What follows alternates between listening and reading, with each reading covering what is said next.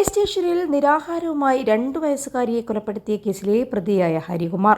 പ്രതി ഭക്ഷണം കഴിക്കുന്നില്ല, വെള്ളം പോലും കുടിക്കുന്നില്ലെന്നാണ് റിപ്പോർട്ടുകൾ. പോലീസിന്റെ ചോദ്യങ്ങൾക്കൊന്നും ഇയാൾ മറുപടിയും നൽകുന്നില്ല. നിങ്ങൾ അന്വേഷിച്ച് കണ്ടെത്തുമെന്നാണ് ഇയാൾ പോലീസിനോട് പറഞ്ഞത്. ശ്രീതുവും ഹരികുമാറും നിഗൂഢ സ്വഭാവമുള്ളവരാണെന്നാണ് പോലീസ് പറയുന്നത്. തൊട്ടടുത്ത മുറികളിൽ കഴിയുമ്പോഴും ഇരുവരും വാട്സപ്പ് വീഡിയോ കോളുകൾ വിളിച്ചു.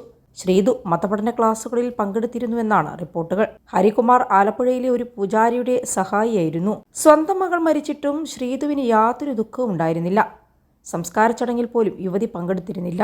ഒരിക്കൽ ദേഷ്യത്തിൽ ദേവേന്ദുവിനെ ഹരികുമാർ വലിച്ചെറിഞ്ഞിട്ടുണ്ടെന്ന്, തന്നോടുള്ള ഇഷ്ടക്കൂടുതൽ കൊണ്ടാണ് മക്കളോട് ദേഷ്യപ്പെടുന്നതെന്നും ശ്രീതു പറഞ്ഞത് കേസിൽ പ്രധാന തുമ്പായി. വീട് വാങ്ങാൻ നൽകിയ 30 ലക്ഷം രൂപ ഒരു സുഹൃത്ത് തട്ടിയെടുത്തെന്നും ശ്രീതു പോലീസിനോട് പറഞ്ഞിട്ടുണ്ട്. ശ്രീതുവിന്റെ മൂത്ത മകളുടെയും അമ്മ ശ്രീകലയുടെയും മൊഴി ഇന്ന് വീണ്ടും പോലീസ് രേഖപ്പെടുത്തും. 21 ലക്ഷത്തോളം സന്തുഷ്ടരായ ഉപഭോക്താക്കളും 2 ലക്ഷത്തോളം തിമിര ശസ്ത്രക്രിയകളും പൂർത്തിയാക്കിയ മലബാറിലെ ഏക കണ്ണാശുപത്രി Al Salama high hospital, hospital road, Perinthalmanna. ഇരുവരെയും പോലീസ് സ്റ്റേഷനിൽ എത്തിച്ചിട്ടുണ്ട്. ഈ കുട്ടിയെയും ഹരികുമാർ മുൻപ് ഉപദ്രവിച്ചിരുന്നതായാണ് റിപ്പോർട്ടുകൾ പുറത്തുവരുന്നത്. കോട്ടുകാൽക്കോണം വാറുവിളാക്കത്ത് വീട്ടിൽ വാടകയ്ക്ക് താമസിക്കുന്ന ശ്രീതു ശ്രീജിത്ത് ദമ്പതികളുടെ മകൾ ദേവേന്ദുവാണ് കൊല്ലപ്പെട്ടത്. ശ്രീതുവിന്റെ അനുജൻ ഹരികുമാറാണ് കേസിലെ പ്രതി. പ്രതിയെ പോലീസ് കസ്റ്റഡിയിൽ ആവശ്യപ്പെടും.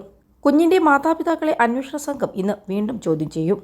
കോട്ടുകാൽക്കോണം വാറുവിളാക്കത്ത് വീട്ടിൽ വാടകയ്ക്ക് താമസിക്കുന്ന ശ്രീതു ശ്രീജിത്ത് ദമ്പതികളുടെ മകൾ ദേവേന്ദുവാണ് കൊല്ലപ്പെട്ടത്. അതേസമയം ഹരികുമാറിന് പല സ്ത്രീകളുമായി ബന്ധമുണ്ടായിരുന്നുവെന്നാണ് റിപ്പോർട്ടുകൾ.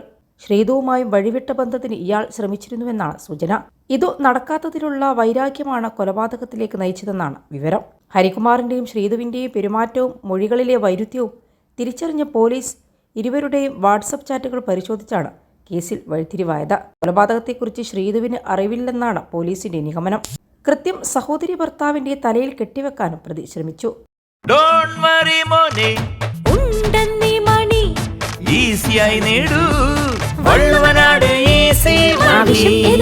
പണം ഞങ്ങൾ തരും. കൊലക്കേസിൽ പിടിക്കപ്പെട്ടാൽ മാനസിക പ്രശ്നമുണ്ടെന്ന് വരുത്തി തീർക്കാൻ ഹരികുമാർ നടത്തിയ ശ്രമങ്ങൾ പോലീസ് പൊളിച്ചു. ഹരികുമാർ മുൻപും പല കേസുകളിൽ ഉൾപ്പെട്ടിട്ടുണ്ട്.